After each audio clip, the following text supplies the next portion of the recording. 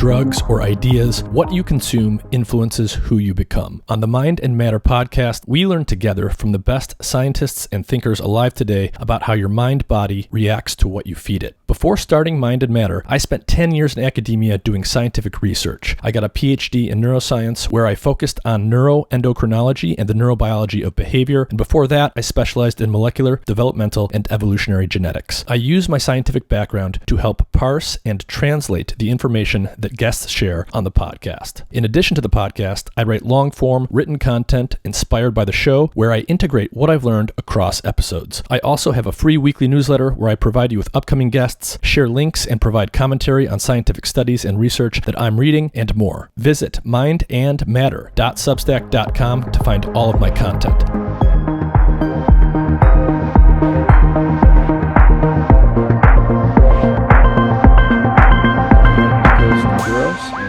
Blenis, thank you guys for joining me.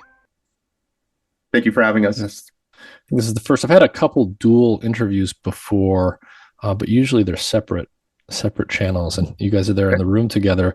Do you guys want to just take, I don't know, one or both of you just take a moment to introduce who you guys are and where you're calling in from and what the lab does? Sure. Yeah. So my name is Nikos Koundouros. I'm a postdoctoral fellow in John's group here at the Meyer Cancer Center at Weill Cornell Medicine. And really my research interests since I've joined John's lab is understanding the fundamentals of nutrient sensing in breast cancer. And really this work has led to some interesting findings as they relate to dietary fat intake. Hi, my name is John Blenis. I'm a professor of pharmacology. I'm the Associate Director of Basic Science for the Meyer Cancer Center, and I'm also the Anna Maria and Stephen Kellen Professor of Cancer Research here at Weill Cornell Medicine. Yeah, so you guys have had some interesting work come out recently that links components of diet to at least one type of breast cancer. And to me, it's really interesting. It's related to a lot of things I've been reading about and learning about recently, both on the podcast and elsewhere. But I want to give people a sense for some of the, a basic sense for some of the things that will be important for understanding the recent work that you guys have published. And I want to start with mTOR. And so we'll start pretty basic, but a lot of people listening will have some familiarity here. But starting just bare bones basic stuff here, what is mTOR? What is it doing inside of cells at a very high level? Well, actually, I'd like to start a little bit in the past because I want to illustrate that the studies on mTOR originated from studies in yeast. In 1993, there's a paper published in Science from Michael Hall's lab. 91, and then in 92. In the 91 paper, he found that this drug, this natural product called rapamycin, very potently would block the growth of yeast. And so he used that model in yeast to identify the target of rapamycin. So rapamycin is this bacterial macrolide that was isolated from bacteria from Easter Island. And then he named he identified the target genetically and called it target of rapamycin, or TOR. And now it's referred to as mechanistic target of rapamycin. And then the following year, we published a paper showing that rapamycin would block the activation of an enzyme called Essex kinase. And that was in mammalian cells, so suggesting that the system was working in mammalian cells. And then a couple years later, we showed that the target of rapamycin was acting between another really important enzyme called PI3 kinase, which is mutated in many, many cancers, and the Essex kinase that we had identified. And since then, over the years, the mechanisms of how TOR is regulated have been defined, and it's extremely complex. And this enzyme acts like a brain. It's like the brain of the cell.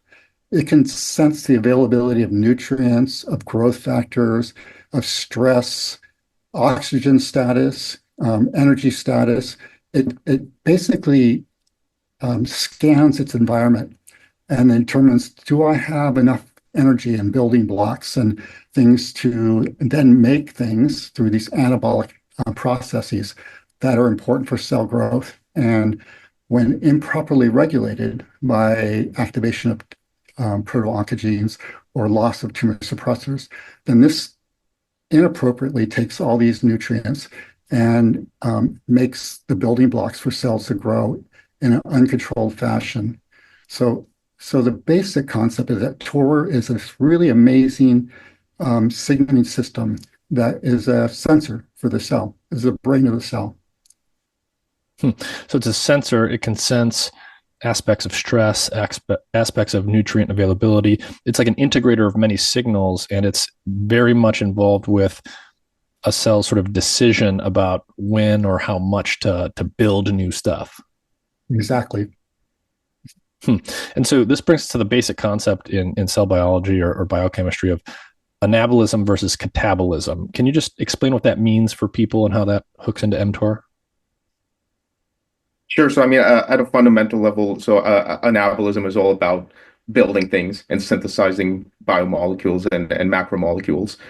So mTOR is very much involved in promoting anabolism and these kind of building processes. So when it's active, it leads to increased protein synthesis, increased lipid metabolism, so cells being able to synthesize fatty acids and more complex lipid species de novo. It's also involved in nucleotide synthesis. And then you contrast that with catabolic processes. So this is largely, breaking down biomolecules in the cell and kind of facilitating recycling processes. So autophagy kind of comes up as the main pathway involved in this. And so it's accepted that, mTOR is a negative regulator of autophagy. So in this way, it maintains the balance between anabolism and catabolism in that context. Mm-hmm. And so basically, at the cell biological level, we often could just think of all of the reactions as either being anabolic or catabolic. A cell has to either build things up or break things down, depending on what's available in the environment and what's going on. You might want to build a bigger synapse or a new synapse in the brain. You might want to tear one down. And both are important in different contexts. You might want to make your muscles bigger. You might need to have your muscles atrophy so you can use them to create energy for something else. So cells are always either building up or breaking down, and there are some exquisite systems in the cells that allow it to integrate a lot of different signals in order to make that decision. And obviously that decision needs to be highly regulated, and it needs to be done in a appropriate fashion. And mTOR is really important for that. And mTOR is really on the anabolic side in the sense that if mTOR is activated, it's going to mean sort of growth oriented stuff happens. Exactly. Got it. Okay. Well, the other thing I want to make sure people know, so some of these terms that get thrown around. So we know what enzymes are. I'm going to assume that the audience knows enzymes if they're listening to this podcast. But what is a kinase? What type of enzyme is that? And what are those doing? So a protein kinase is an enzyme that takes a phosphate off of ATP, and then it transfers that phosphate to a target protein. And that phosphorylation event, can modify the protein in terms of its activity or its location or its stability, and thus changes the downstream signaling events that are downstream of mTOR or the kinase. So the mTOR pathway is very interesting because there are multiple kinases that are linked to mTOR. There is the PI3 kinase, which is a lipid kinase, and then there's an enzyme called AKT, which is another kinase that phosphorylates components that suppress mTOR. When phosphorylation of that protein occurs, it inhibits its ability to suppress mTOR, and then mTOR becomes active. And then mTOR signals to other protein kinases, and they do their thing. They phosphorylate other downstream targets. So you have this cascade of events that leads from a signal and then is propagated and amplified to regulate many biological processes, such as the processes that we were talking about, the anabolic processes. Mm-hmm.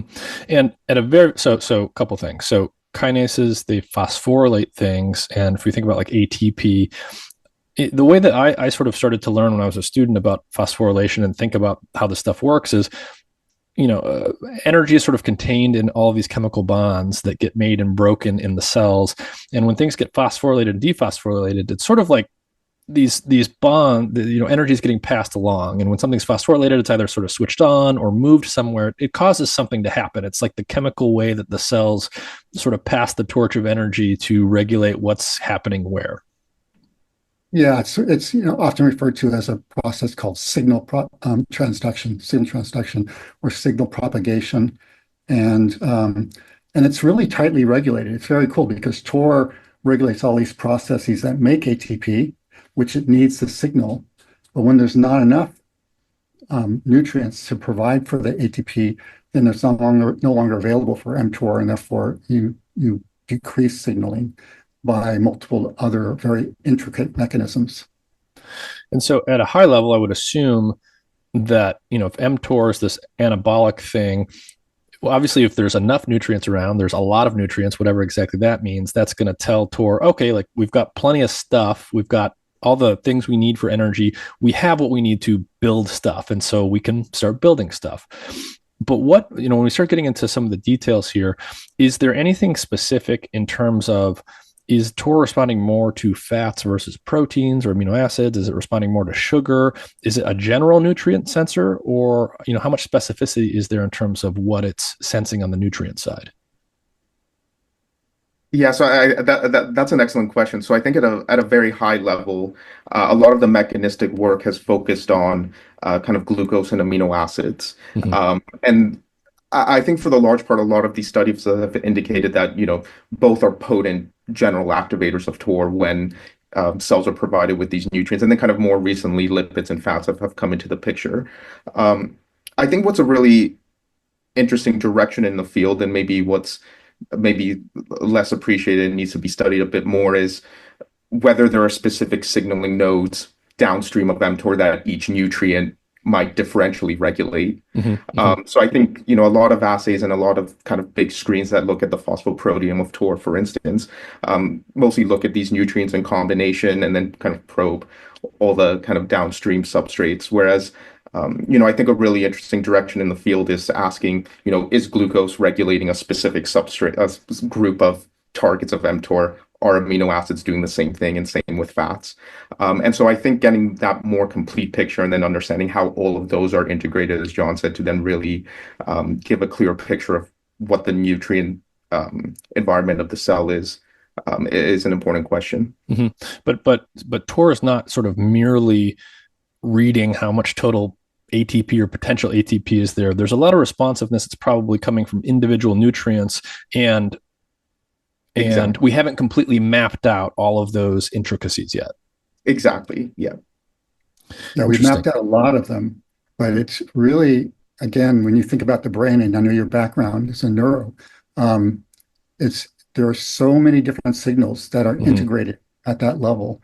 And then as Nico said, there could be specific signals downstream, but we do know a lot about how certain amino acids, for example, regulate mTOR.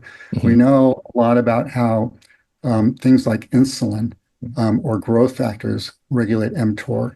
We know a little bit less about some other amino acids. And until Nikos' study, we didn't know much about how essential fatty acids could regulate TOR pathway. And yet, there's still a lot more to learn. And we're talking about mTOR and the cancer background, but we've already been talking about how nutrients can regulate mTOR. Now, just think about nutrient overload. So, nutrient overload could be eating too much or eating the wrong things, and that will activate TOR and will activate it inappropriately, and then that can contribute, as Nikos has shown, to either cancer, but also to obesity, to cardiotoxic events, diabetes. And there's a lot of evidence in other model systems like Drosophila and in flies, Drosophila and worms, and even in yeast, linking toward aging and these metabolic diseases. So there's really a lot we still need to learn about it, and this is why it's so important to fund basic science. Yeah, and I guess to dissect this pathway. Yeah, and when we think about growth and anabolism, TOR is obviously this really critical integrator, this really critical node here, but there's many ways that you can have healthy growth and many ways you can have unhealthy growth. So even though we will talk largely about cancer here, which would be an example of unhealthy or dysregulated growth, there's many other things that are unregulated or unhealthy growth, like obesity and things like this, that probably tie into TOR as well, almost inevitably. And even though we're not going to talk about them specifically as much, right, like just the basic concept of anabolism, of growth, like it has to be finely regulated because there's many different ways it can go wrong. And TOR, we're gonna end up talking about one already complicated story here, but there's a whole world of complexity here that has only been partially mapped out. Right. And so let's talk a little bit about cancer at a basic level. So cancer, at the basic level is just some kind of unregulated or unchecked growth in cell division. But when we think about cancer in general, not necessarily just breast cancer in particular, what are some of the things here that might be relevant to the story that you guys are going to tell us about in terms of how cancer cells go awry when it comes to things like nutrient sensing and nutrient acquisition? I would assume that a cancer cell has to have certain sort of tricks and tools it uses to get more than its fair share of nutrients, and maybe mTOR is behaving in certain characteristic ways in cancer cells. What can you tell us there? Well, I think, it's very clear already that things like elevated sugars are bad. And what cancer cells can do is they can increase the expression of cell surface transporters that will suck up the glucose, for example, and actually make the microenvironment depleted of glucose. So therefore, your immune cells will have less glucose availability because the tumor cells are taking it up actively. And there are other examples of this where tumor cells really take advantage of their ability to increase metabolism, to take up metabolites, and that gives them an advantage over the surrounding tissue. And even under conditions where you have low nutrient availability, they're still able to take up whatever's available because of these increased metabolic processes, these increase in transporters. I think that's a general view. Yeah, and I think just to build on that, I think when also we're thinking of cancer at a high level, it's really fascinating to consider these metabolic adaptations in the context of the underlying genetic drivers and aberrations of disease. Going back to the whole insulin and PI3K signaling aspect, mutations in PIK3CA, for instance, are one of the most frequent genetic events across all human cancers. And this can lead to, for instance, increased insulin sensitivity, but also it can provide a selective advantage to cancer cells. So maybe in nutrient deprived conditions, for instance, it does still provide these pro-growth signals to give the cell essentially enough time to adapt. So I think a big area of cancer research, and certainly the way we're thinking about it is, how are these metabolic networks integrated with these kind of genetic drivers of disease that we're able to kind of diagnose and identify through sequencing, for instance. And I would imagine, on the one hand, there's many different types of cancer, and they're all going to have their own unique aspects, but cancer generally, right, that they have to be able to, these cells have to fuel their growth. There are probably sort of relatively general things that most cancers get good at that allow them to be cancer or become cancer, or allow them to persist and grow as cancer. And one of them that you mentioned has to do with nutrient acquisition. And so some cancers have the highly expressed transporters that allow them to basically just suck up nutrients from the environment more than our cells otherwise would, and therefore they're just sort of just take more of their fair share from the nutrients that are in the body. Exactly. Yeah. And so let's go over the breast cancer basics. One of the things, we're going to talk about one form of breast cancer in your study. And so I want people to appreciate the different forms of breast cancer. And the other thing here that this ties into that I think is interesting, that maybe we'll get into a little bit, is like how the different subtypes of cancer and some of the other partitions we can make among people sort of prevents us from seeing things that are nonetheless like true aspects of biology. And so let's just start with the different subtypes of breast cancer. What are the major forms here, and what are their major distinguishing features? Sure. So, I mean, so breast cancer is a highly heterogeneous disease. So I think this was kind of first realized in the early 2000s when kind of sequencing of different breast cancer tumors was done. And so I think at a high level, breast cancers can be divided into hormone receptor positive. So these are cell lines, or these are tumors that express, for instance, the estrogen receptor, progesterone receptor, and then the HER2 receptor. And then within those, you have distinctions into luminal A, luminal B, based on the balance of estrogen and progesterone receptor expression, and then HER2 amplified, Triple negative, and then triple positive. triple positive as well. So tumors that express all three receptors. And then the other kind of subtype that's it's largely accepted to be the more aggressive subtype. It has an incidence that occurs earlier in, for instance, a woman's life. So diagnoses usually occur in the late 30s, maybe even 40s, and it's associated with more aggressive diseases as triple negative subtype. So these are tumors that lack expression of all hormone receptors. And really what makes this subtype in particular really difficult to treat is that there aren't really any targeted or personalized therapies against this subtype. So when you think in particular of hormone receptor positive and tumors that have estrogen receptor in particular, for instance, there are clear hormone therapies that if a patient has this tumor type, a specific drug can be prescribed, the same for HER2 amplified tumors.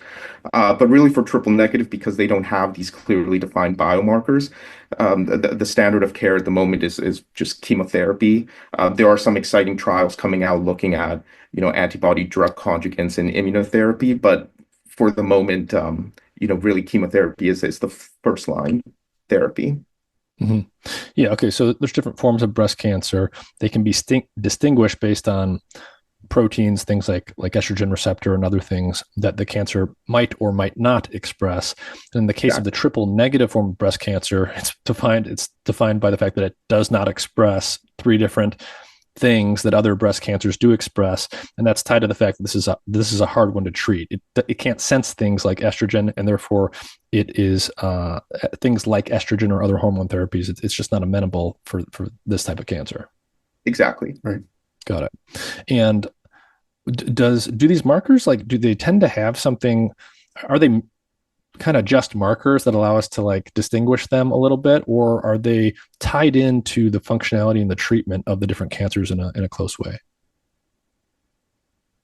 Well, they are markers like HER2 and ERPR are markers. The lack of those markers in triple negative, which is what defines triple negative, the markers allow for directed therapy. So, for example, if you have a HER2 amplification, there are antibodies that recognize HER2 that you can use to selectively target those HER2 positive cancers. 30 or 20 years ago, those were very deadly. Now, because of these targeted therapies against HER2, the mortality rates are dramatically reduced. For the hormone responsive cancers, estrogen and progesterone, tamoxifen is a long used antagonist of estrogen receptor signaling. There are other ways of targeting breast cancers that have estrogen receptor signaling, like aromatase inhibitors, which block the production of estrogen. Mm-hmm. And as Nico said, in triple negative, we don't have those sort of markers or targets at this time. Now, I just want to clarify that we say triple negative have no hormone receptors. That's not quite true. There are other hormone receptors that they express that may be down the road therapeutic targets. Right now, they're not.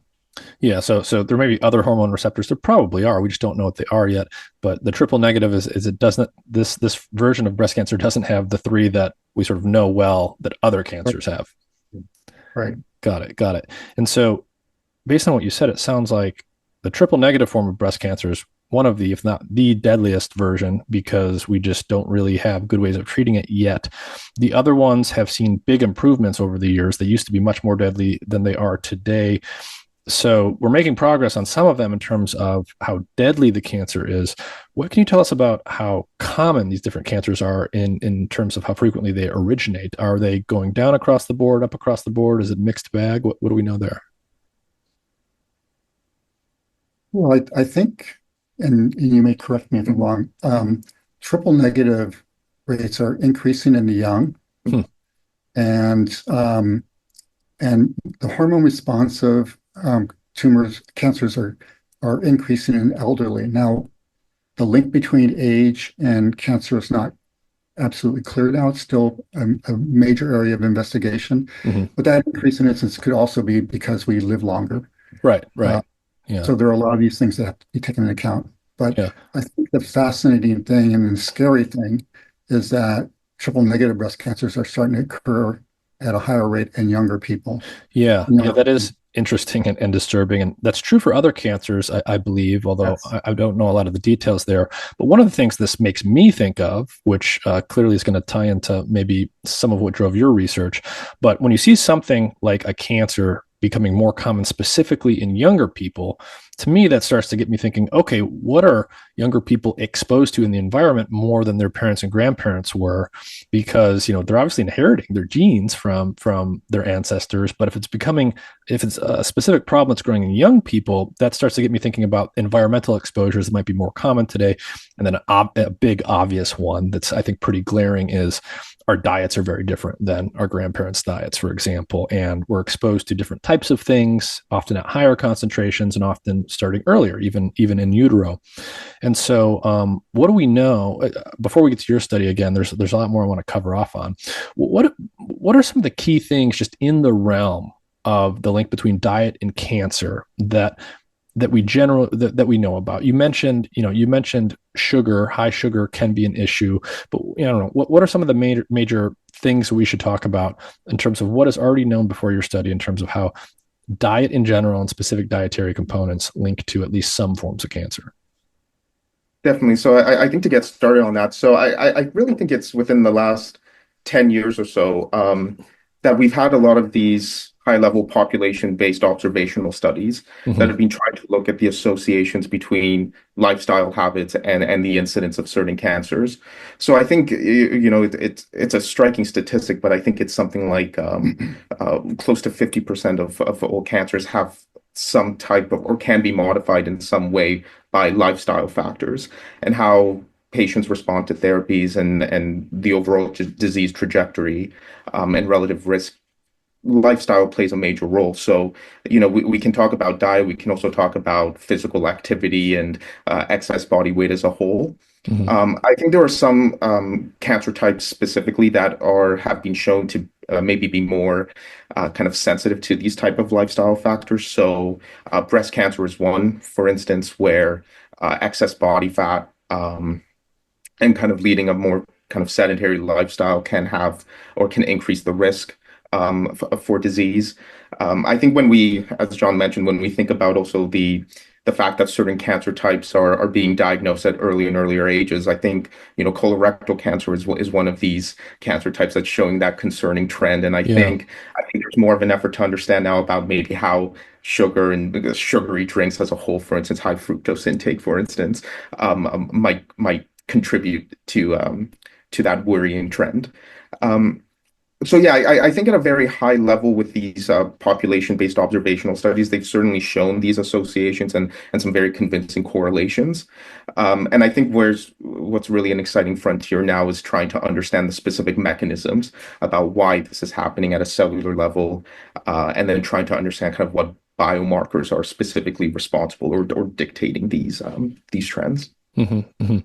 And so, obviously, when we talk about diet and cancer or diet in any disease, diet's a pretty big world. There's lots of different dietary components. People's diets differ in all sorts of ways, and we're going to dig into some of that. But if we just think about this in very, very simple terms, and I just like in a common sense fashion, based on the basics you told us about mTOR and the basics of what cancer is, in general, I think we would just sort of expect, right, that if you're eating too much of anything, not that everything's equal, and we're going to dig into some of the details, but if you're promoting growth too much too often, that's you're promoting anabolic growth generally. And if you're doing that in a way that is, I don't know if I want to say unnatural or is going to have some probability of dysregulating the biochemical processes that regulate that growth, the more you go in that direction, the more cancer risk you're generally going to have. Is that roughly a fair thing to think? I think it's safe to kind of draw those conclusions, and I'm sure we'll kind of touch on it touch on it a bit later. But I think when we think about the role between diet and cancer risk as a whole, the points that you raise are completely true. Where maybe overnutrition as a whole, you're leading to these activation of these pro-growth pathways. Mhm. But I think it's especially with diet, it's tricky to kind of make blanket recommendations. Yeah. And I think maybe this is a kind of an obstacle when we think about how can we integrate nutrition in a cancer patient's journey. I think these kind of blanket recommendations, while they're helpful at a high level of understanding correlations, how we can match Mhm. specific patients to the right diet to complement their existing therapeutic regime or improve their quality of life is still a major question. Mhm. And then I'm not sure exactly how to formulate this, but um, when you think about the structure and sort of the cell biology and the biochemistry side of TOR and what it's doing and sort of the mechanics of it that you guys are experts in, and when you think about I'm trying to get at like the natural dynamics of TOR regulation, whether or not we even know anything about that, given that but by we're doing all of our studies and mostly in non-natural situations. Is sort of the TOR system? Is there any indication that it's sort of very tunable and modular in terms of its temporal dynamics? Is there any reason to think that maybe it's supposed to sort of go up and down, given sort of the natural waxing and waning of feeding behavior that comes that we see in the natural world as animals, are, going from season to season and, going from sort of feast to famine cycles? Like, is this system sort of meant to always be on, or is it meant in some sense to kind of be on, off? Do you know what I'm saying? Yeah, I mean it's as I said before, it's really a sensor of the environment. Mm-hmm. So when you don't have access to foods, it'll turn down. And that's important because you don't want it on because it's consuming energy. But Mm-hmm. when you reduce the access to nutrients, it actually turns down. When you sleep at night, it turns down. Mm-hmm. The morning you eat, it comes back up. It comes up not only to respond to the nutrients, but also to take those nutrients in and break them down into energy and building blocks. Or it sometimes will even decide, I've had too much, and it'll then send signals to try to make you realize you're satiated. And then that gets very complex. It gets into very complex mechanisms that are already known about satiation. But it's not a just on or off. It's very closely regulated by insulin levels, for example, and glucose levels. In cancer, there will be some mutations that will alter that flux or that Mm-hmm. those change in levels of activity, so that it will be chronically on, maybe at just a low level, but the Mm-hmm. chronic activation, which is no longer regulated, will contribute to improper regulation of that cell's growth. Yeah, that makes sense. So it's under natural circumstances, you expect the system to be waxing and waning according to all of the other sort of rhythms of life that are happening on circadian timescales and things like that. Like in a normal natural situation, you would really never expect TOR to sort of always be on at some chronically elevated level. Right. Unless you're eating too much or Yeah, not yeah. exercising enough, all that stuff. Yeah. Okay, and then so inching towards the study that you guys did, I know that as you said, sort of, there's this patchwork of how complete our knowledge is of the different sort of aspects of TOR and how it works. We know more about how certain nutrients activate and regulate the system than others, and there's been sort of some blind spots here. We know about certain amino acids that affect TOR. I'm sure we know a lot about glucose and sugars, but it sounds like, based on my reading of your paper, that we one of the blind spots here has really been how fatty acids and particular fatty acids tie into TOR and affect the TOR system. So can you give me just like a basic sense of like what are the nutrients where we have a pretty solid understanding for how they plug into the TOR system, and what were some of the blind spots here as it relates to dietary fats? Sure. So I think as you hinted at before, Piers, and as John explained, so I think the mechanisms for how TOR is activated by amino acid availability and also glucose availability is fairly well established, and I think we certainly have a clear picture of the exact proteins and the pathways that are involved in that regulation. And actually, there's a lot of crosstalk between the core regulatory mechanisms for these different nutrients. But I think fundamentally we have a very clear idea of how glucose and amino acids, certain amino acids at least activate TOR.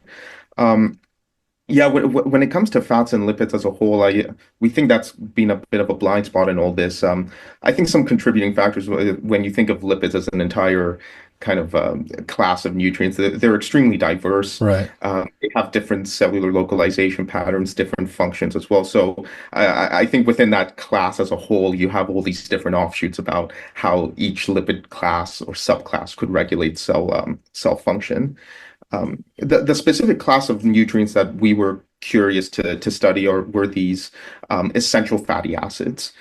So as the name suggests, these are fats that you can only obtain from dietary sources. And as I alluded to, even when you consider the incredible diversity of lipid species, there are really only two fatty acids that are defined as essential. And these are the omega-6 polyunsaturated fat linoleic acid and the omega-3 fat linolenic acid. And it's really only these two that it's widely accepted. The body can't synthesize them endogenously, and you have to get them from the diet. So I think when we think about omega-6 fats and linoleic acid in particular, that's mostly obtained from dairy products, meat, seed oils, and they're largely associated with pro-inflammatory processes. So linoleic acid is the main precursor for arachidonic acid and prostaglandins as a whole that drive inflammation.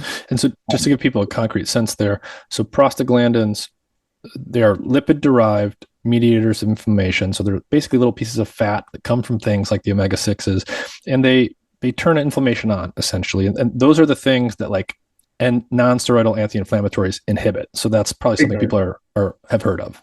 Exactly. Aspirin as well. Yeah, Yep. things like that. Exactly. And it's really interesting just to add to that because prostaglandins as a whole they have a wide range of both autocrine and paracrine effects. So they can signal back to the cell that's producing them directly to affect growth and proliferation. And then in a cancer context, they have a really remarkable ability to just remodel the microenvironment as a whole. Mm-hmm. So this can lead, when we think about the immune system, this can lead to actually immunosuppression and can inhibit, for instance, the response of cytotoxic T cells to a tumor. When we look at the second essential fatty acid, so the omega-3 fat linolenic acid, this is largely obtained from kind of leafy greens, flaxseed oil, and also from oily fish as well. And it's widely accepted that these are anti-inflammatory. So what's really interesting about these two fatty acids is that their conversion to their downstream metabolites use the same enzymes. Mm-hmm. So Yes. you can envision kind of a picture now where both of these fats are competing Yeah. against one another for the same enzyme. Yeah. And these omega-3 fats are largely associated with resolving inflammation. Mm-hmm. So this is where, especially when we think about these fats, I think the idea of dietary ratios and balance is very key. Yeah. I'm glad you brought that up because I did want to get to this for people. Things that I think are important there. So you mentioned they're competing for access to the same enzymes. So automatically this gets you thinking, okay, proportions are going to matter. And when we look historically, my understanding is that pretty much any traditional culture where we have any data to suggest it, not even just traditional as an ancient cultures, but basically before, 100 years ago, people were getting, roughly speaking, at least, about a 1-to-1 ratio of these two things. And when you understand, I think a key thing that you mentioned, John, is, the omega-6s tend to create or be the substrate for the creation of pro-inflammatory stuff.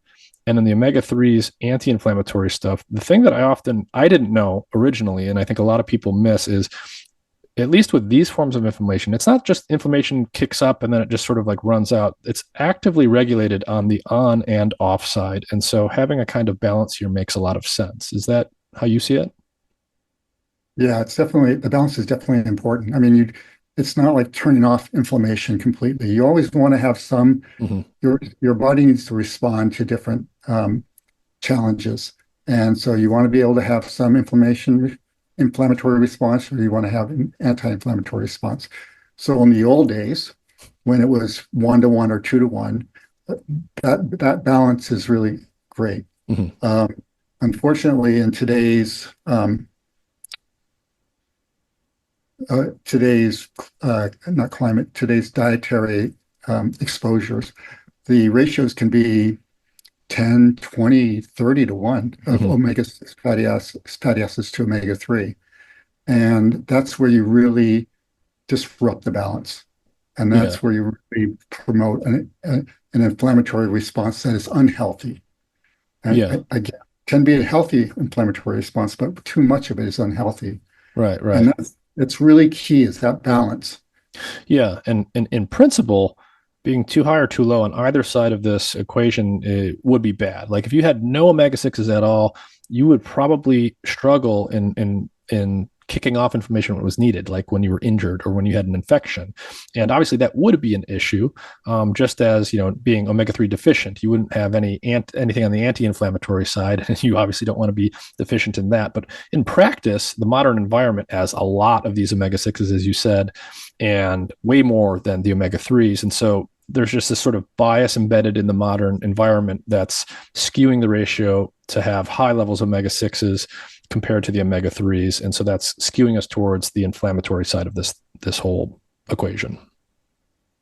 Yeah, and the balance goes the other way too. If you have too much omega-3, and there are consequences there, like some cardiotoxicity issues and things like that. So, but it's unlikely that you're going to be omega-3 exposed in with the Yeah. diets we have now.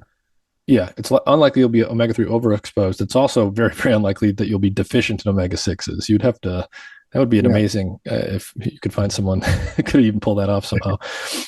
Yeah, so you don't, you want to balance here, but so the absolute levels and the ratios probably matter, I would imagine. Yes, exactly. So let's go over, you mentioned this a little bit. Omega-6 intake is higher than it's ever been. It can be 10-to-1, 20-to-1, 30-to-1 routinely. I've even seen estimates that, depending on how you count it, the average Western person, the average American, is getting 10%, maybe even 20% of their calories from linoleic acid alone, which is kind of astounding if you think about it. One molecule is that much of people's diets. Exactly. Yeah. Yeah. And so let's talk about linoleic acid in particular. So this is the most common omega-6 polyunsaturated fatty acid. It's found in high levels in lots of processed foods. Probably the most famous one and the highest concentration dose is going to be seed oils. You guys looked at things like safflower and sunflower oil, but all the major seed oils have high levels of linoleic acid. What do we know about linoleic acid from a biochemistry perspective? What are the major properties of this molecule, and what's relevant here to know? Sure. So I think in terms of its kind of biochemical properties, so as we alluded to before, it really is the main precursor for the cell to synthesize downstream omega-6 fats that kind of drive the inflammatory processes. So the cells can make arachidonic acid, for instance, which is the main precursor of prostaglandins from linoleic acid.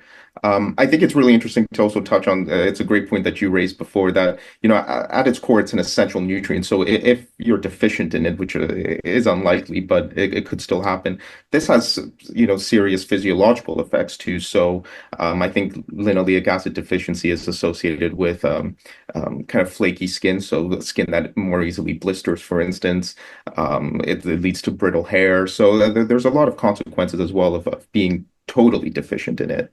But yeah, the fact that it's mostly derived from these types of components that are becoming way more common in Western style diets as a whole, and the fact that again a substantial amount of our calories coming from this one nutrient, I think it's something that we need to pay close attention to. Mm-hmm, mm-hmm. And yeah, the other thing that I think maybe is worth mentioning here too is, so when we say essential nutrient, what we mean specifically is the body cannot synthesize it itself. So as opposed to the monounsaturated and saturated fatty acids, even if you never ate a single molecule of any of those things, your body can make those sort of as needed.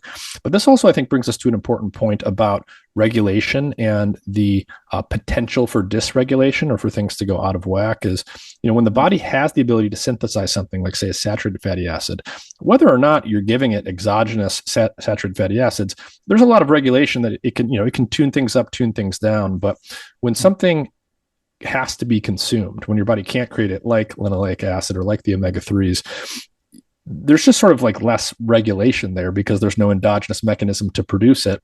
And so in general, in my experience, in my read of the literature, that means you're more prone to be able to overconsume such a nutrient. Is that how you think about it? Yeah. All right. Well, what else should we talk about in terms of background here? So you've got the omega-3s, the omega-6s. Omega-6s generally, like linoleic acid, very, very prominent in our food supply today. They are the precursors to a variety of inflammatory mediators like the prostaglandins, the leukotrienes, and other things.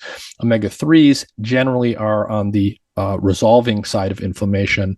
ALA and other things, they tend to be found in other types of foods. Fish oil is essentially omega-3s as opposed to omega-6s.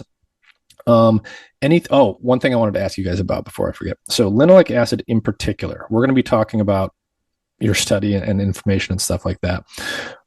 What happens when linoleic acid is oxidized? What is it about this chemical that allows it to be oxidized, and what generally happens when a molecule like this gets oxidized? Sure. So I think typically a lipid or fatty acid's propensity to be oxidized as a whole is closely linked to how saturated or desaturated it is. So, when we say polyunsaturated fatty acids, that mostly refers to the number of double bonds that are in at a chemistry level, the carbon chain of a lipid or fat. For instance, when you think of linoleic acid, this has 2 double bonds. When you think of arachidonic acid, it has 4 double bonds. Mm-hmm. And the same also applies to omega-3s as well. I think when you think about oxidation at a practical level with how these nutrients are obtained, I think it's interesting from the omega-3 standpoint, this can have major effects on, for instance, the stability of the fat and the lipid as a whole. So I think it's interesting that, if these omega-3 supplements, for instance, or the pure fat in its form, if it's stored improperly, you'll get oxidation of these bonds that would destabilize the molecule, and its biological effects would be significantly altered. But I think at its core level as well, these oxidation events are important for the downstream conversion then of these starting fats to their more bioactive mediators. Mm-hmm. And so the sort of 2 buckets in my mind when I think about fat oxidation in our cells and in animals' cells are there's enzymatic oxidation. So sometimes your cells want to oxidize fats to use them to create energy ultimately, and that's an enzymatic process. That means it's regulated. The cell knows what it's doing, so to speak, if we anthropomorphize it. But then fatty acids like this, PUFAs, can be oxidized in sort of an unregulated fashion. And that's when we talk about lipid peroxidation. And there you can sort of get, it's unregulated. So you can't control the spread of the fire, so to speak. And this can produce toxic byproducts. Is that accurate? Exactly. So I think when we think about how like the regulated cell form of oxidation, so beta oxidation, for instance, so how the cell can obtain energy from existing fatty acid and lipid storages, as far as I know, I think the canonical kind of fatty acids that go into that are those that are released from lipid droplets and triglyceride storage, for instance. So these can include like saturated fats like palmitate, for instance, that can then be transported to the mitochondria and oxidized, and then you can generate energy from that. And it's a good point that you bring up. So I think when we look at oxidation of PUFAs as they happen in the cell, these can often damage cell membranes. They can lead to reactive oxygen species. I think there's interesting links now about how these PUFAs in particular might lead to ferroptosis, for instance. So, I think at the cellular level, that type of oxidation as well can have profound effects. Mm-hmm. And so let's start talking about your study now. So we know we've got triple negative breast cancer. It's a big problem because this one's difficult to treat. We know you guys mentioned this is actually becoming more common in younger populations, so that's doubly alarming. We know that there's probably some kind of dietary modulation, like all cancers at some level. We know about the mTOR pathway and its connection to anabolic growth. This obviously ties into cancer because cancer is a form of unregulated growth. It's an anabolic thing, I guess. And but on the other hand, you guys mentioned, there's all of these sort of mysteries still to be explained in terms of where these cancers come from, how they tie into diet, and how all of the different specific components of diet, including fatty acids like these that we've mentioned, tie into the mTOR pathway and all of this stuff. So how did you bring us to your paper now? How did you get to this paper in terms of why were you looking at fatty acids like linoleic acid? Was it just because they're more common in the diet? Did you have some other reason to start investigating these particular nutrients? Yeah, I guess I can start with that. So I think the reason why we were interested in these essential fatty acids to begin with is just because of kind of the gap that we thought existed in the mTOR literature about how these nutrients could potentially regulate the pathway, and in particular, what components or what cellular proteins are involved in or could be involved in sensing these nutrients. Um, so I think that for us, the first experiment that really got this whole idea off the ground was it was very simple at its core. We just took a collection of breast cancer cell lines that kind of mirrored the clinical heterogeneity of the disease. So it was cell lines that either had estrogen receptor expression, HER2 expression, or combinations of progesterone and all combinations essentially, and then also triple negative cell lines. Mm-hmm. And the first question we asked was very simple at its core was, okay, how do these cell lines respond to omega-6 supplementation? And we looked at a broad range of phenotypes, but what was really consistent is that the triple negative breast cancer models seem to respond profoundly to linoleic acid supplementation. So even as basic, when we looked at 2D proliferation, these cells could use these fats to enhance their proliferation. When we looked at 3D models, so using spheroids, for instance, linoleic acid was able to drive the growth of these 3D spheres only in the triple negative models. And I think the initial result that really kind of pointed us to the direction that mTOR might be regulated in different contexts was at the signaling level. So when we treated these different breast cancer models with linoleic acid, we saw that mTOR activity could only be switched on in the triple negative breast cancer models. So I think these kind of collective phenotypes and then the signaling observations really led us to think that, okay, there's something unique about this subtype of breast cancer that's making it able to utilize this specific nutrient. Yeah, and that's, I think that's one of the important things to emphasize here is, you guys really dug into some of the details and showed how the different breast cancer types respond in different ways to these nutrients. And one of the things I think that's very important to mention here is, you mentioned in your paper how there's been these conflicting results in the literature. Some of these clinical studies find a link between diet and breast cancer, or this part of diet and breast cancer, and some of them don't, or some of them find the opposite. And it's very confusing. And there's two things I want to say about that. One, when you have that much in the literature and it's conflicting, right? You can people cherry pick this and that from the literature all the time, and you can kind of concoct any story you want around it. But two, this brings us to what I think is a fundamental issue, which is even in, when we look at clinical studies, which sometimes, people really look to first, or they only look at, you have to be very, very, very careful, even if they have a big sample size, and even if, it's a gold standard trial, whatever, because if you don't subtype the different cancers, if you're not looking at genetic differences between people, if you're not really parsing all of their dietary differences and all that stuff, there might not, the signal might not be telling you much of anything. And I think that was one of the lessons I took away from what you guys did. Yeah, you definitely hit the nail on the head with that. And I think, we can look to see how, even across like drug clinical trials, looking at drug efficacies, how they can maybe be designed better. But I think when we look at the nutrition trials specifically, it's as we are alluding to, I think, even one source of why some studies might be conflicting is something as fundamental as how fat intake was recorded. Right. So some studies, for instance, use dietary questionnaires. So it requires patients or people in the trial to be rigorous about, not only what did they eat today, but maybe also a week ago or 2 weeks ago. Yeah. You compare that with studies that are, actually take blood draws and look Right. at serum levels. There are some that are even more rigorous where they might take a fat biopsy, for instance, and then do metabolomics on that tissue then to actually have a readout of fat intake over an extended period of time.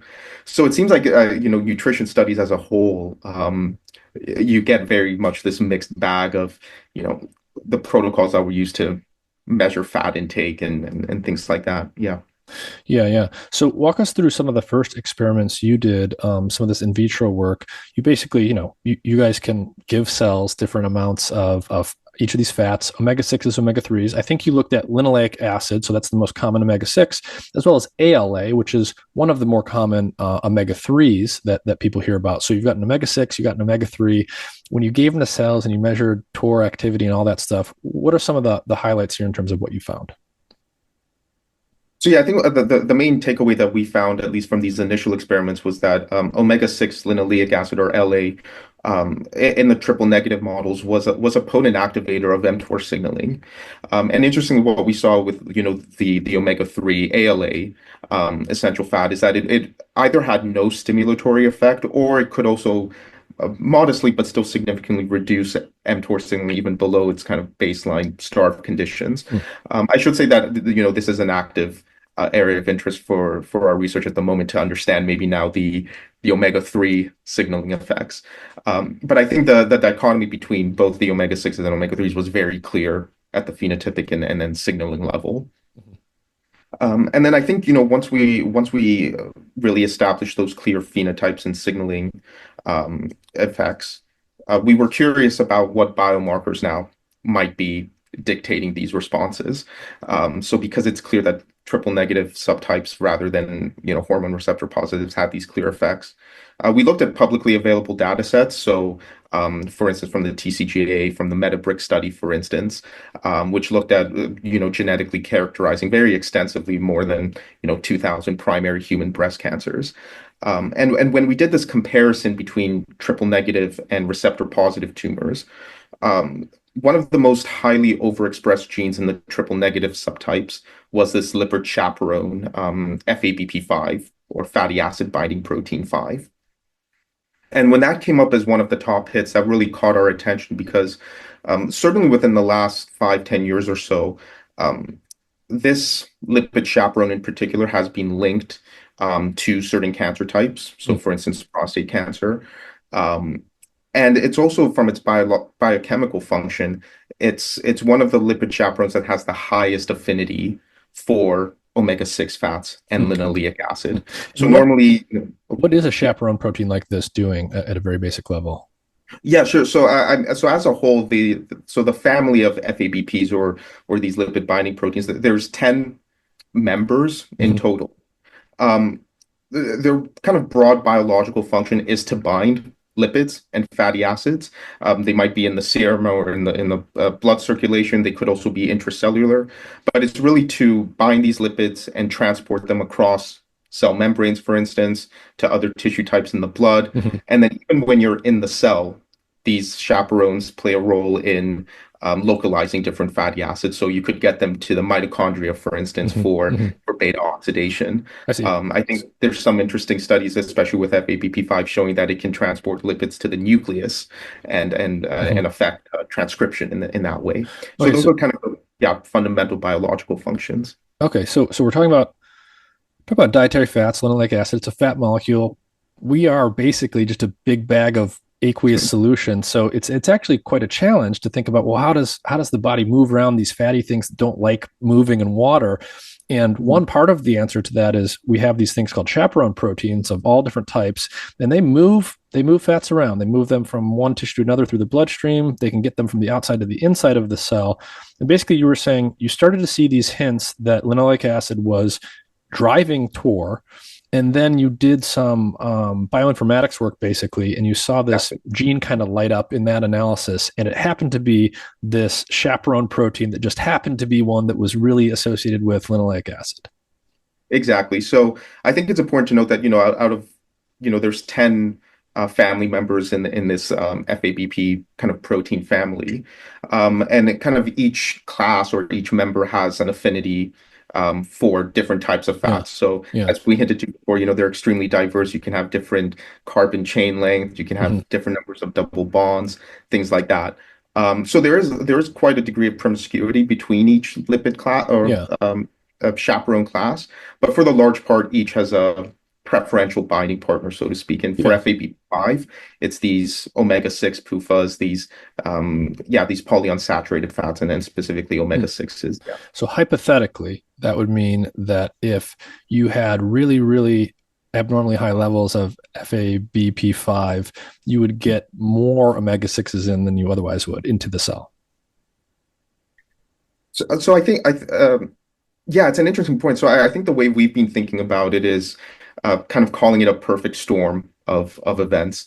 So if you have high levels of FABP5 and maybe also a very high intake of linoleic acid from your diet, this could create kind of a scenario then where cells across the body and if you have a specific cancer type as a whole, the availability of these nutrients might be enhanced. Yeah. Mm-hmm. And so the question of, the link to TOR here, how direct is it? When you started doing these experiments, you might imagine, okay, linoleic acid is making some of your TOR signals go up in your assays. Maybe it's getting in the cell, but then other stuff is happening, and it's like an indirect effect. Versus linoleic acid is literally coming in and touching the mTOR protein and directly affecting it. What did you guys find there? How direct was the effect between linoleic acid and mTOR? I think before we get to that, I think it's really interesting to think about what Nikos has said. He picked up this data from bioinformatically, and then we asked, okay, that's very cool. We have FABP5 is elevated in many cancers, and it tends to be high in triple negative breast cancers. But then he actually did the experiments and looked for FABP5 expression in the hormone responsive versus the triple negative. And what was very cool was that triple negative had high levels of FABP5 and the hormone responsive cancers did not. And then when he knocked it down using molecular biology techniques to reduce the expression of FABP5, those triple negative cancers no longer responded to omega-6. And when he took those hormone responsive cancers that had very low levels of FABP5, and he overexpressed the protein in those tumor cells, now they responded to omega-6 fatty acids. Wow. So that alone, and there were many, many more experiments that were done to support that. But that basic observation really lit the fire to try to understand how that FABP5 protein, when bound to omega-6 fatty acids, was then activating TOR. And Nikos can tell you more about the mechanistic aspects of it. I want to say also, we started off with, okay, we have these diets, Western diets, let's say, Western diet, the Mediterranean diets. And there are many things that are associated with Western diets, like high sugar, high omega-6 fatty acids, and so on. But then the field in nutrition really needs to do what Nikos has done, is to take these complex mixtures and start breaking them down and trying to define how individual components of seed oil or individual components of Western diet can affect. And then that leads us to what I just discussed. And then we want to understand molecularly at a biochemical level how that then activates TOR. And there's reasons for doing that because it then reveals possible therapeutic targets. And then Nikos can tell you more about the molecular mechanism of what he discussed. Yeah. Okay. So basically, in other words, you had these triple negative breast cancer cells. You had other non-triple negative breast cancer cells. The triple negative ones happen to have strong expression, high expression of this FABP5 protein, the chaperone that's good at grabbing omega-6s and bringing them in the cell. So you're like, wow, that's interesting. But then John went in and said, okay, well, if that's really key here, you should be able to take that away from these triple negative cells, and then you won't see some of this, or you'll see it less. And you, in fact, did that. And then you actually then went and increased FABP5 in the other breast cancer cell lines that don't normally have it highly, and that rendered them more sensitive to omega-6s. Exactly. That starts to get you towards an explanation for why, like, okay, there could be a dietary effect for people with this type of breast cancer, but not that one, because cells can behave in these kinds of different ways. Exactly. Yep. Okay, interesting. And so, yeah, so sort of what happens next in the story, John? I'll let Nikos tell you. So yeah, so I Sorry, think Nikos. Yeah. so I think in terms of then the specific mechanism, um, so I think one clue that came to us about this was so there were a couple of factors. So I think the first idea was the time frame from which this omega-6 linoleic acid could activate TOR. Hmm. And in all of our experiments, we saw robust activation, in the span of minutes. And I think that 30 minutes is when this led to the most robust activation of TOR. And I think that was an important clue because, as we mentioned, linoleic acid is an essential nutrient. It could be converted to these prostaglandins as well, and it can maybe feed back and have some indirect effects on the cell that might then indirectly activate TOR.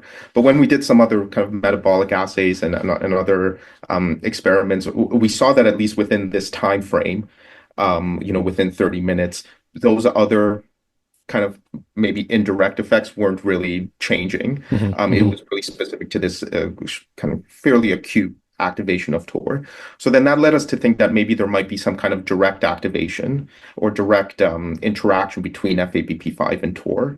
And this was informed by kind of two main findings. So in the literature, it has been shown that FABP5 is really unique in that when it's bound to linoleic acid specifically, Yeah, it can translocate to the nucleus and directly interact with transcription factors, I see. like PPARγ, for instance. So it's been shown in prostate cancer to regulate metastatic phenotypes, for Hmm. instance. Hmm. And it's really interesting because this is, as far as I know, the only FABP family member that's been shown to have a direct interaction with another protein I in see. response to it binding linoleic acid. So this isn't something that's just sort of like grabbing the linoleic acid and throwing it into the cell, and that's sort of the end of it.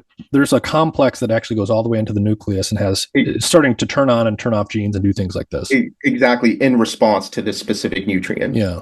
Um, and then I think the other piece of evidence that kind of caught our attention is, work from John's lab several years ago was instrumental in defining how TOR interacts with its direct substrates. And it's really through this amino acid sequence called a TOS motif.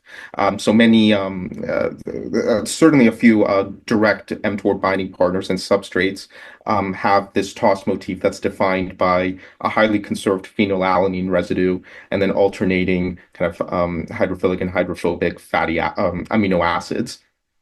And when we looked at the amino acid sequence for FABP5, we actually saw that at its end terminus, it had a very promising candidate sequence that when we compared this motif to established TOR interacting partners, looked fairly similar. And so that was kind of the start of us thinking about, okay, could FABP5, when it's bound to linoleic acid, directly interact with mTOR? And I think all the experiments, all the mechanistic experiments that we did subsequently, I think we were very careful to make sure that, the interactions between TOR and FABP5 were occurring when we did immunoprecipitations, also immunofluorescence, things like that. And really this interaction, though, only occurred when linoleic acid was present. Hmm. So it seemed to kind of set the scene for defining a very specific context through which this nutrient activates TOR. Under specific conditions. Wow. And then, so one way to start thinking about some of this stuff, so someone like me who doesn't know a lot about the cancer side but knows more about the inflammation side, I might think to myself, okay, you guys can give these cells linoleic acid, it can get into the cells, it's having this effect on this key metabolic pathway on mTOR. Maybe this is like, okay, the omega-6s come in and then they get chopped up into prostaglandins and the inflammatory stuff they're sort of famous for, and then that stuff is pushing us in the mTOR cancer direction. Or an alternative could be like, no, it's the linoleic acid coming in and sort of directly plugging into mTOR. It sounds like it's really more of the latter, right? Linoleic acid is coming in and directly plugging in here. I think both is happening. Mm. I think as you increase the amount of linoleic acid in your body, you're going to increase the amount of TOR, but some of it's also going to go to producing these inflammatory prostaglandins, cyclins, and again, it's all about balance. But I think the more and more that you get in, the more and more you're going to activate TOR, the more you're going to produce these inflammatory cytokines, prostaglandins, I'm sorry. And I think in biology it's never one or the other. It's always shifting to equilibrium. Yeah. And we basically have shifted to equilibrium so that we're going to get both path processes occurring, and that's probably deadly.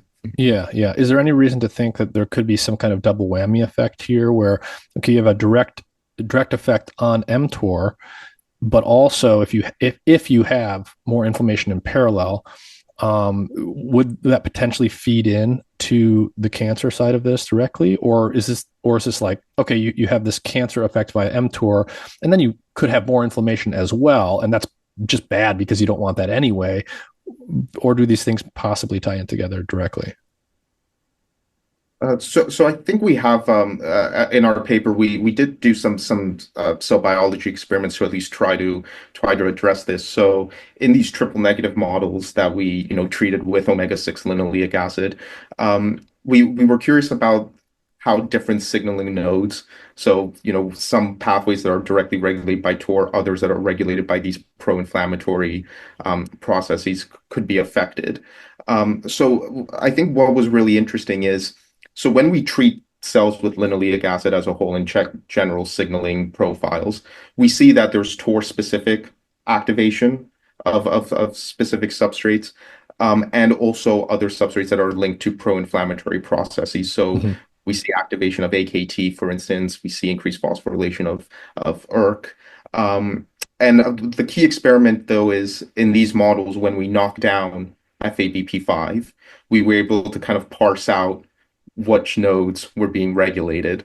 So I think what was very interesting is in cells that were depleted of FABP5 and then that were stimulated with linoleic acid, we saw that these pro-inflammatory signaling nodes, so AKT, ERK, could still be activated, which maybe suggested to us that, okay, there's certainly a pool of linoleic acid that can be converted to arachidonic acid, prostaglandins, and then can feed back. Whereas the activating effects on mTOR1 specifically was lost.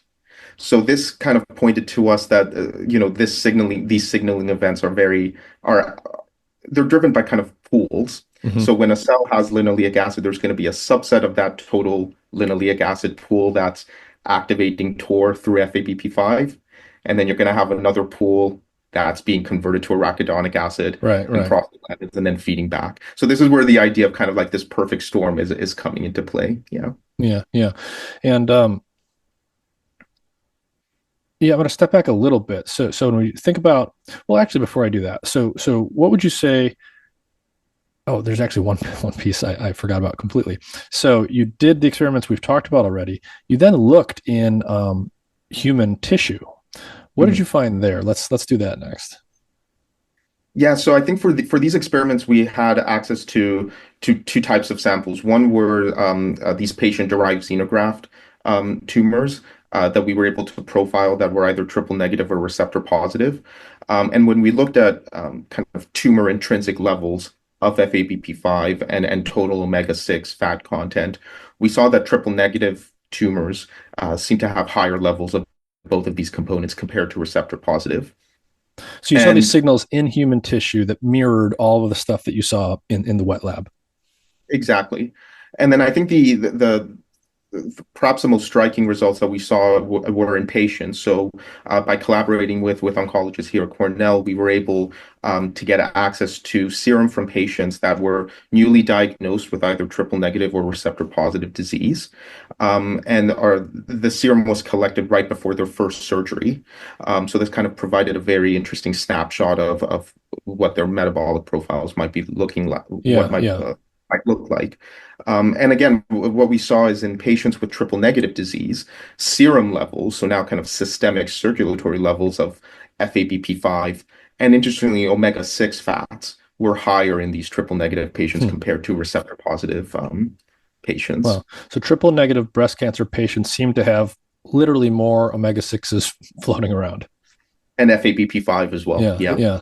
And And so I think it's important that we mention that the FABP5 levels are elevated doesn't necessarily mean that their intake of omega-6 fatty acids is also elevated. probably what we could say is yes, they probably do have higher levels of omega-6 fatty acids in their diet, but because they have more FABP5, it's soaking it up. Yeah, they're And, effectively more and sensitive to it in this respect.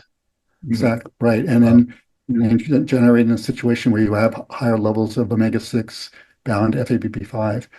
And I think the other thing that comes out of this is really, which is very important, is that this told us that FABP5 would be a really great biomarker for determining whether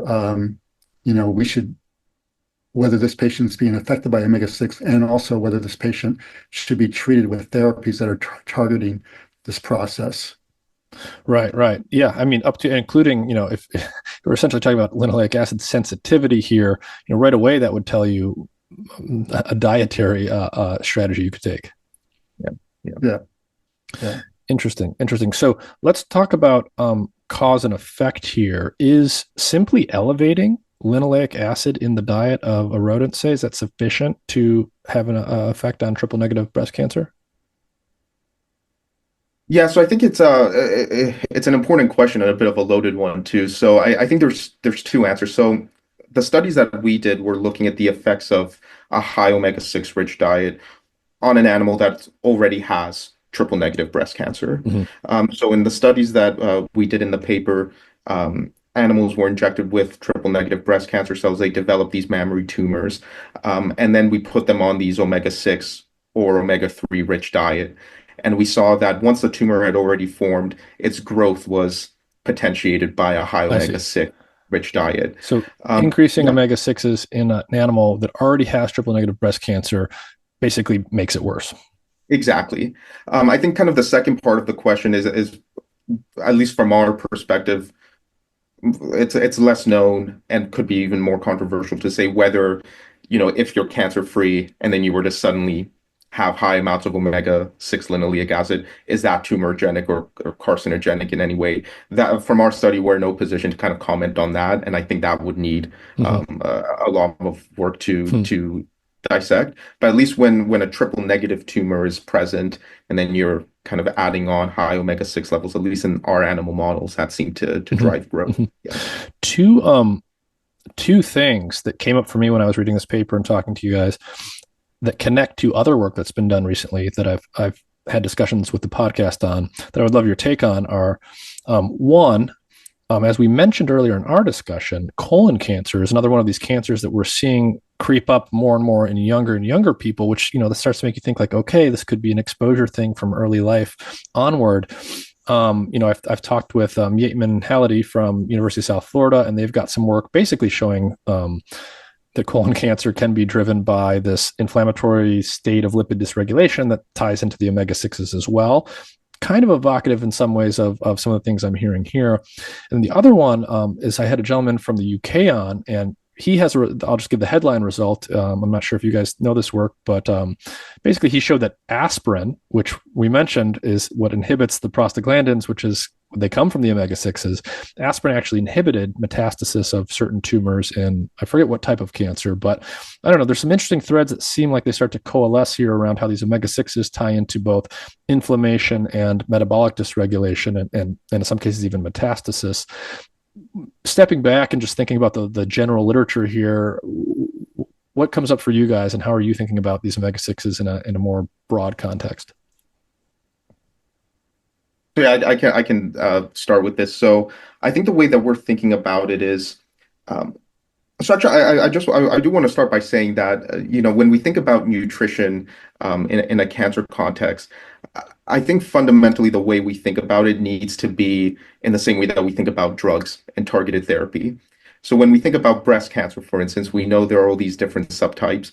It's common sense that you would treat one subtype with a specific drug. Yes. Simply because we know the genetic markers, we know what biomarkers to look for, and we have a clear idea of how patients will respond. We need to apply that same rigor when we think about nutrition. So kind of maybe these blanket recommendations of eat this nutrient or cut out this fat completely, it might not be the right advice for a certain patient or a certain group of patients. And, to your question now about, thinking about the literature and what's out there, I think it's a really exciting time because there are these kind of pieces of evidence that are out there that's saying, okay, certain patients or certain groups or certain populations are responding differently to these nutritional interventions. And really, how can we now link this into clear guidance for the right group of patients? I think what's really interesting, and it's something that we're discussing more frequently, is when we look at omega-6 fat metabolism, there are these interesting population studies looking at polymorphism, so genetic variants in the enzymes Yes. that are converting linoleic acid to arachidonic acid and pro-inflammatory prostaglandins. And what's really interesting is that there are these genetic variants in certain patient populations, so those mostly from Hispanic or African ancestry, that actually makes these enzymes more active and Yeah. more efficiently able to convert linoleic acid to these pro-inflammatory mediators. Right. Now, Right. I think it's really noteworthy because with a lot of these studies, the previous way of thinking was that it's minimal conversion. So you Right. can have as much linoleic acid as you want, and you're not getting prostaglandins or arachidonic Hmm. acid. That might be true for certain patient populations, but certainly for others that might have these Yeah. variants, the advice needs to be tailored. Yeah. So I think these pieces are out there. I think our FABP5 story adds an element to this, and I think what will be really exciting is now putting all these together to have kind of a defined nutritional Yeah. advice. Yeah. I was so glad you brought up some of that, because I was actually gonna to try and pull us in that direction. So some of the enzymes involved in fatty acid metabolism of the omega-6s and the other things, as you mentioned, sorry, the name's throwing me off because it says Yeah, John right below you, and so every time I look at you, I see John's name. But one of the aspects of the human genome where you see the most diversity is actually in fatty acid metabolism genes, like these FADS genes. And as you mentioned, Nikos, people are very different in terms of this is my interpretation of the literature. I'm just going to say that to make it clear for people. Essentially, in their linoleic acid sensitivity, in the sense of how readily do they convert it to these downstream inflammatory components. And to me, the interpretation is very clear. That has very different dietary ramifications for different people. There should not be a blanket. There's no magic number that's going to be a one size fits all. People's exactly. sensitivity effectively to the potential, the bad effects of some of these nutrients can vary quite widely. And as you guys did in your study, you looked at triple negative breast cancer as opposed to other ones, and you looked at a specific nutrient. You really parsed things out and checked things very carefully. And one of my frustrations with the clinical literature, and I know this is hard, it's not like I'm not necessarily a criticism in that sense, but you can't do a full genome sequence for everyone. You can't measure every marker for everyone. I get it. But sometimes we get very confused when we don't parse the data and bucket people in these different ways, because it obscures what is in essence what we're talking about is personalized medicine. Someone could be really sensitive to something that someone else is relatively insensitive to, and all of these things. And I think that's really important to keep in mind. Exactly. Yeah. Yeah, I think that gets to the importance of understanding at a molecular level how these things work. Because, it was basically trying to understand the mechanism of how omega-6 works that led us to FABP5. And so now we can add FABP5 to that list of biomarkers that will dictate how people will respond to it. In addition to where it's expressed, knowing where it's expressed may be also very important, because it may not just, it's likely not going to only affect cancer cells. It's likely going to affect other cell types as well. And so we just need to know where FABP5 is and how its expression is regulated. Yeah. And so linoleic acid was what was driving mTOR and a lot of the effects here. And just to remind people, and if there's any other detail here that we should add, let's get into it a little bit. You also looked at the omega-3 ALA, and so it did not show the same effects, but can you just sort of remind us what exactly was ALA doing in some of these assays? Yeah, so I think at a high level, so if, for instance, it didn't seem to induce proliferation in the triple negative cell lines in the same way that omega-6 LA did. Um, it had no stimulatory effect on any of the signaling pathways we were looking at. And even in some instances, when we were doing like these time courses, it may have even reduced mTOR signaling even below its kind of baseline starve levels. So overall, it just seemed to have a suppressive effect on many of these phenotypes. The mechanism is something that we're really interested in dissecting more, but one interesting piece of data that we included in the paper was when we treated triple negative cell lines that again have high levels of FABP5 with ALA, so this omega-3 fat, it did seem to reduce protein stability. So in cells treated with this ALA fat, total protein levels of FABP5 seem to reduce over time. Hmm. Again, we don't really know the exact mechanism for it, but this suggests to us that it might be having an effect on protein stability, and this could provide at least one explanation for why omega-3 ALA was having this kind of blanket suppressive effect. So you've got your omega-6 linoleic acid, you've got your omega-3 ALA, and this is another example where they have distinct, if not somewhat opposing effects on biology. Exactly. Yeah. Yeah, it is kind of remarkable to me how, these two arms of lipid biology, they really do seem to be evolved to oppose and sort of counterbalance each other. Yeah, they're in direct competition. Yeah. Yeah, literally. And again, Yeah. so you said that earlier, the enzymes that process them are some of the same enzymes. And so if you've got more of one, it's going to crowd out the other ones. Exactly. Yeah. Yeah. So what do you think some of the high level takeaways? We've already discussed some of this, but it's good to get some repetition in. All things considered, the specific experiments you did that we talked about, as well as some of the sort of bigger picture stuff about how diet ties into general health and cancer in particular, what are some of the major takeaways here that you guys have taken away in terms of how people should think about things like dietary fat and seed oils and omega-6s in particular? Well, you take yeah, sure. So I think the biggest takeaway message for us is that context is key. I think when we need to apply the same rigor to nutrition research, and specifically if we want to integrate nutrition in a cancer patient's journey, we need to approach it with the same rigor that we do when we think about drugs and small molecules, and that is at the molecular level and at the biomarker level, identifying which patients are going to respond to specific nutritional interventions, because it's certainly not a blanket recommendation that'll work for everyone. And we've seen this in the case of just comparing different breast cancer subtypes. But as we discussed before, when you look at patients that are otherwise healthy but have these inherent variations that differ in their sensitivity to linoleic acid intake, for instance, I think that just really highlights that we need to better understand which patient populations are going to respond to specific nutritional interventions, and the context is key to define this. Yeah.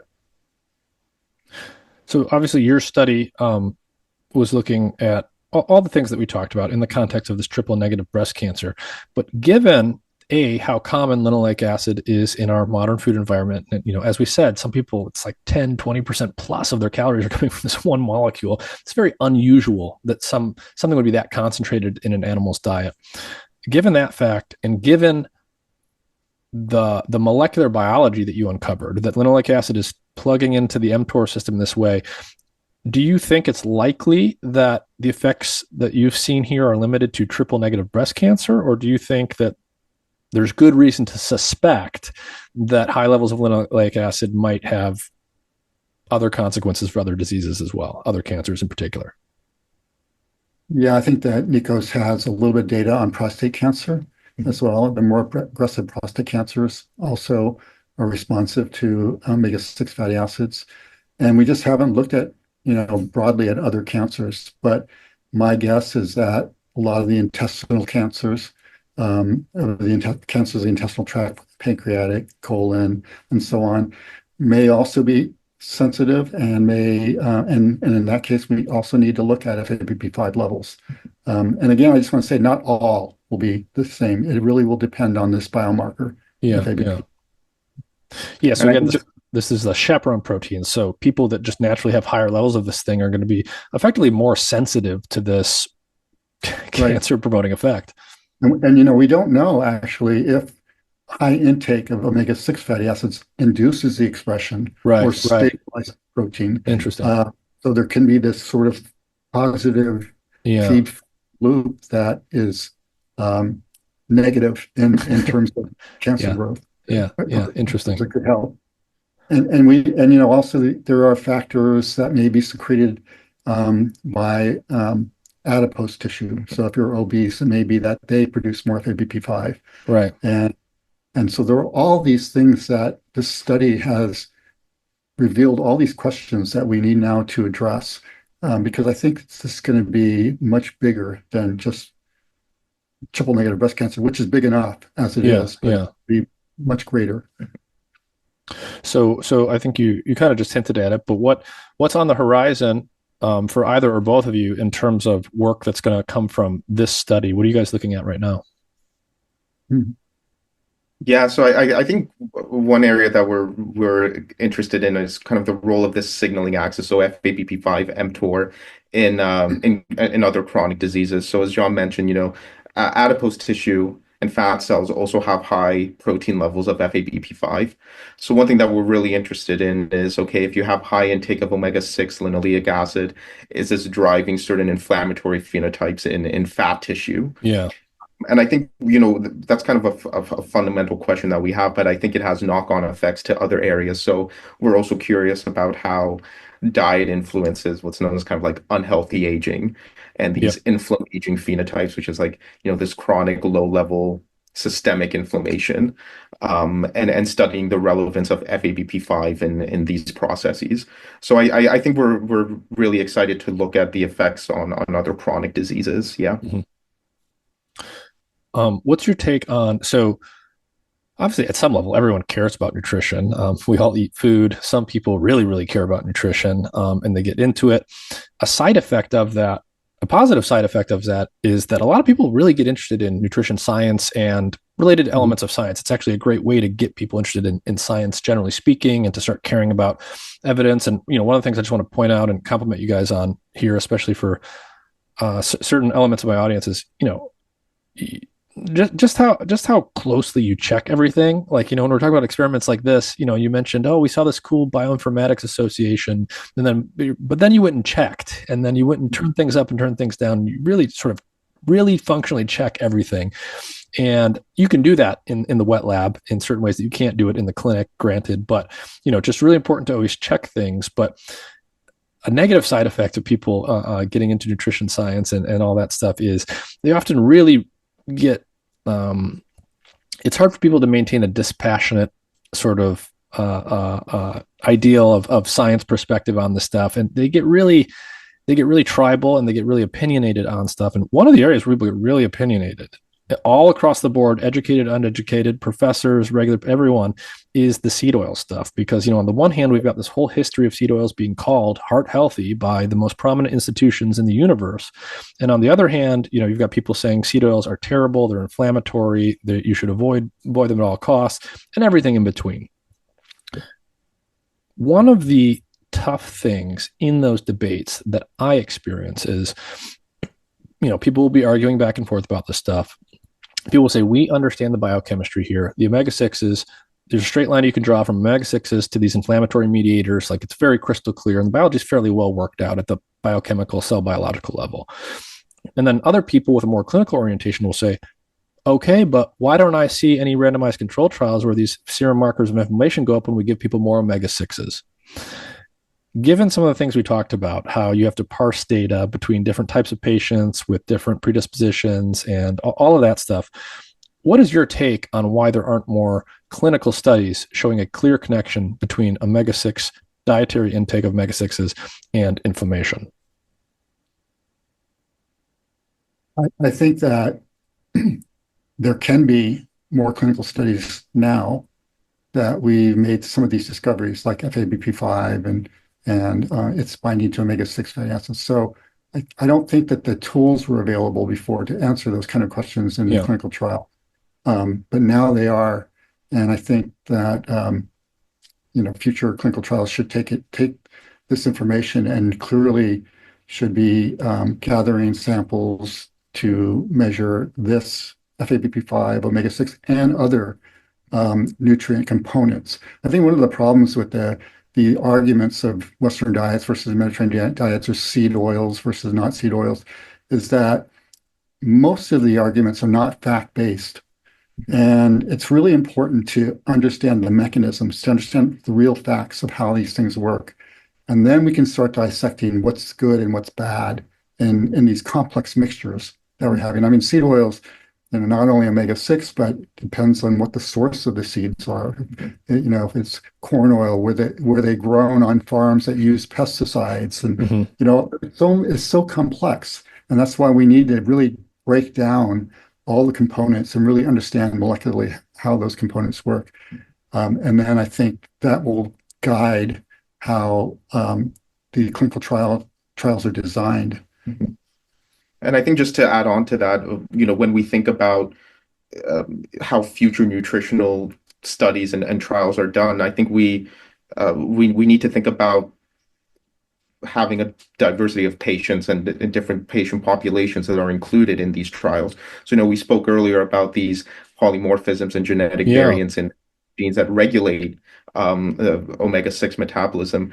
These might occur in people or in populations that might be traditionally underrepresented in certain trials and nutritional trials as a whole. So I think what might happen is, when we go back to analyzing these data, maybe it's not a representative sample of actually the human population as a whole and the variants that might be present. So I think especially from the fat debate, future nutritional studies should really consider this and think about their inclusion criteria and exclusion criteria, things like that. Yeah.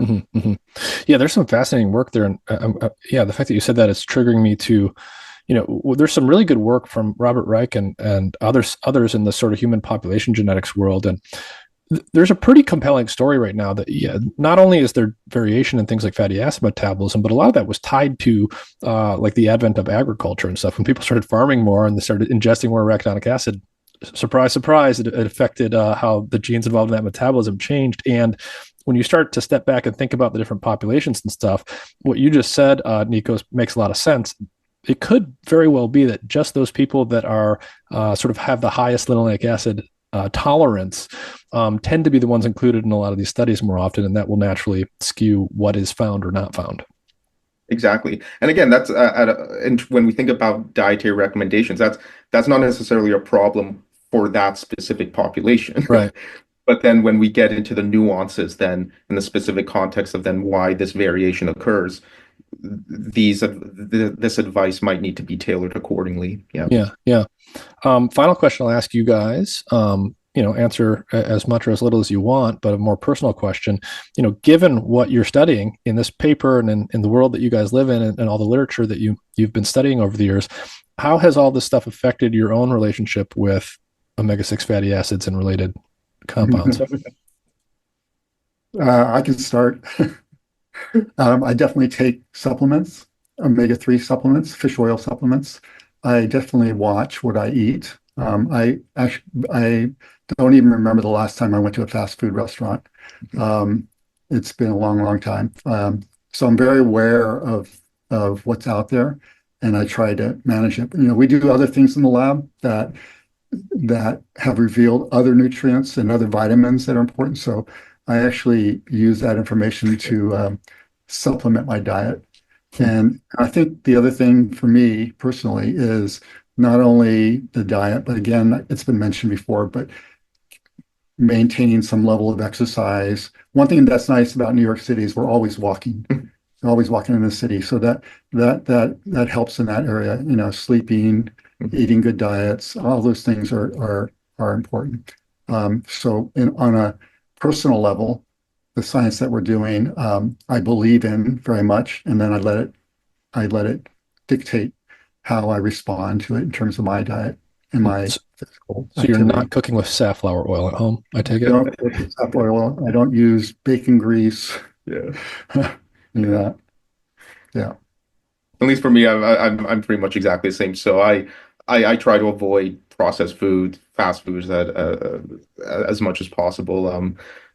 Unfortunately, I do love dairy and meat too much, so I do try to limit intake. But where possible, I think the main takeaway message is balance. Yeah. So when I think of what I'm eating or what I'm cooking for dinner, I try to have balance as before.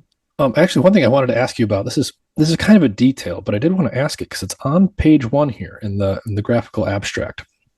So this story is basically about linoleic acid, a dietary omega-6, and what happens, too much linoleic acid is basically what we're talking about here, and when we're talking about breast cancer. And you've got a cartoon which is meant to represent the Western diet, which I assume here is meant to represent very high levels of linoleic acid. And there are two components of this cartoon. One is safflower oil, and one of them is meat, and it looks very much like a beef steak. Now, I am confused about one of those two being there. Can you explain the choice there? Yeah, so I think when we think about meat, what's an important question, and I think John touched on it a bit earlier, is kind of how that meat is raised and how it's, how the cattle is raised. So I think there's what's becoming appreciated is, there's differences in linoleic acid content and arachidonic acid content of meat products, whether the animal was kind of grass-fed or grain-fed for its entire life.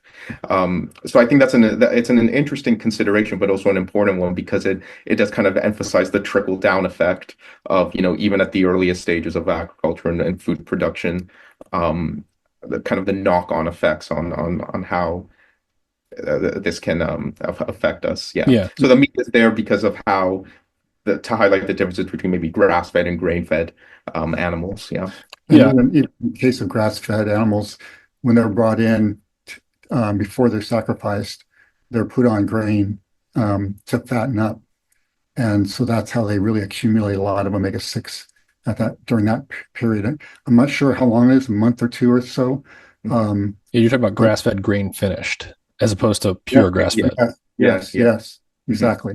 Yeah, exactly. I think one thing worth mentioning here for people is, just to echo what you said, Nikos, like, if we're talking about seed oils, sometimes you're not eating a seed oil, but you're eating something that was eating seed oils, because that's how it was raised, and that affects its fat profile. But also differences between the animals. So like cows, for example, are very much, they're affected differently by the fat content of what they eat based on their metabolism than, say, a pig. So if you feed a pig grain, for example, it can pretty much just have seed oils as its fat.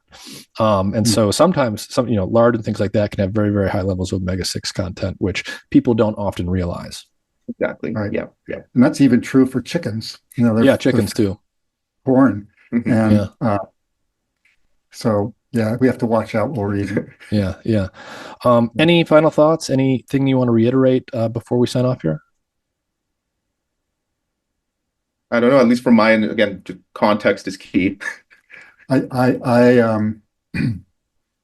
probably you shouldn't record this part, but I think that what's really important is that this science on mTOR started in the late 80s, and I got a grant in the early 90s, and it's been continuously funded all these years. And again, we've gained all this information that has led us to this point. But I think what's important for me is to make sure the readers understand that this is not just an overnight discovery. This is a discovery that takes decades and decades of research that's supported by the NIH. And I'm a little bit worried right now about how what the funding situation is going to be like in the future. And it's very important that readers understand that these things take a long time. But the amount of information and the types of therapy that have really been developed over the last 15 years is amazing. We're making such amazing progress in all areas of metabolic disease, not just cancer, but obesity, diabetes, cardiac disease, and so on. And that it's really, really important to support the basic science to get us to then allow us to translate it and then go into clinical trials and then finally into people. Yeah, and just to riff on what you're saying there, John, it's not only been 40 years of research. This is stuff that started in yeast, and they didn't know. No one knew that they were going to discover mTOR and it was going to lead to this. Yeah, exactly. Yeah. All right. Well, thank you guys very much for your time. Very cool stuff, and I look forward to following what you do next. Thank you for having us. Yeah. Thank you very much.